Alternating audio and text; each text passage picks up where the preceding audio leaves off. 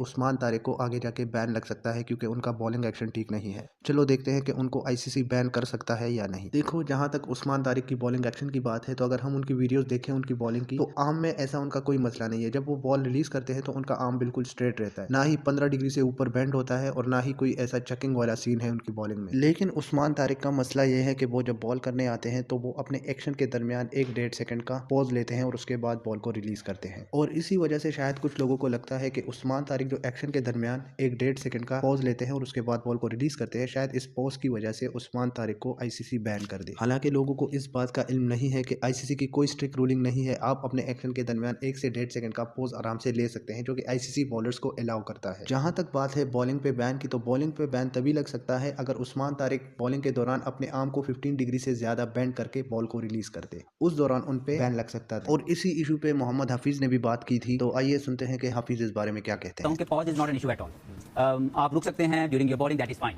जो इशू है बॉलिंग के अंदर, जो नए रूल 2014 के अंदर इंप्लीमेंट किया आईसीसी ने, वो ये है कि by the time you reach the horizontal position, ये हॉरिजॉन्टल पोजीशन है किसी बॉलर की, and by the time you release the ball, the difference of the angle between this part and this part जहां पे आपने रिलीज करना है will be counted. तो अगर आप 15 degree from getting horizontal and then when you release the ball, अगर आप 15 डिग्री अबव जाते हो तो your action will be legal. लेकिन the very simple thing is once you get to the horizontal position and then when you release the ball, ये जो यहां का सफर है ये 15 डिग्री से ज्यादा नहीं होना चाहिए। तो उसमें आप पॉज लें, कुछ भी करें, डजंट मेक एनी डिफरेंस। तो ये आपने सुन लिया, मोहम्मद हफीज़ का भी यही कहना है कि आप बिल्कुल एक्शन के दरमियान पॉज ले सकते हैं, इसमें कोई आपको बैन नहीं लगेगा और ना ही आईसीसी की तरफ से इस पे कोई स्ट्रिक्ट रूलिंग है। लेकिन बॉलिंग के दौरान अगर आपका बॉलिंग आर्म जो है वो 15 डिग्री से ज़्यादा बेंड होगा तो उसमें फिर आपको आईसीसी बैन भी कर सकता है और आपको काफ़ी इशूज़ आ सकते हैं। और जहाँ तक बात है उस्मान तारिक के बॉलिंग आर्म की, जब वो बॉल करते हैं तो उनका आर्म बिल्कुल स्ट्रेट रहता है, उसमें ऐसा कोई इशू नहीं है। और उस्मान तारिक पे कुछ अरसा पहले भी एक बैन लगा था, अगर आपको याद हो, शायद वो पीसीबी की तरफ से था। और उसके बाद उस्मान तारिक वापस गए, उन्होंने अपने सारे टेस्ट, बायोमैकेनिक, एवरीथिंग सब कुछ वो क्लियर करवा के दोबारा से वो क्रिकेट में आए। तो मतलब जो बंदा एक दफा टेस्ट क्लियर करवा के आया है, तो मतलब इसकी क्या तुक बनती है कि लोग फिर कहें कि यार इसको बैन हो सकता है। मतलब वो एक दफा टेस्ट क्लियर करके आया है तो उसको बैन नहीं हो सकता। आईसीसी इसके ऊपर कोई कुछ करता भी है तो टेस्ट क्लियर करवा के, जब एक दफा उसने टेस्ट क्लियर किए थे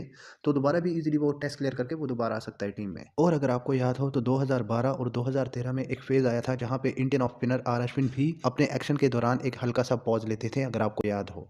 जैसे यहाँ अगर आप देखें तो अश्विन आते हैं क्रीज के करीब, बॉलिंग एक्शन के दौरान एक हल्का सा पॉज लेते हैं और फिर बॉल को रिलीज करते हैं। और ये एक टाइम पे अश्विन का प्रॉपर एक्शन बन चुका था। मतलब अश्विन आते थे, अपने एक्शन के दौरान एक पॉज लेते थे और फिर वो बॉल को रिलीज करते थे। इवन के सम टाइम वो पॉज काफी लंबा भी लेते थे। और ये वही टाइम था जब बड़े बड़े स्पिनर जैसे सईद अजमल, मोहम्मद हफीज और सनील नारायण बैन हुए थे। और इसी टाइम पे आईसीसी ने काफी सारे बॉलर्स को बैन करना स्टार्ट कर दिया था। और इस पीक टाइम पे अश्विन इस एक्शन में बॉलिंग करते थे तो उनको क्यों बैन नहीं लगा। आई नो अब आप में बहुत सारे लोग कहेंगे कि अश्विन इस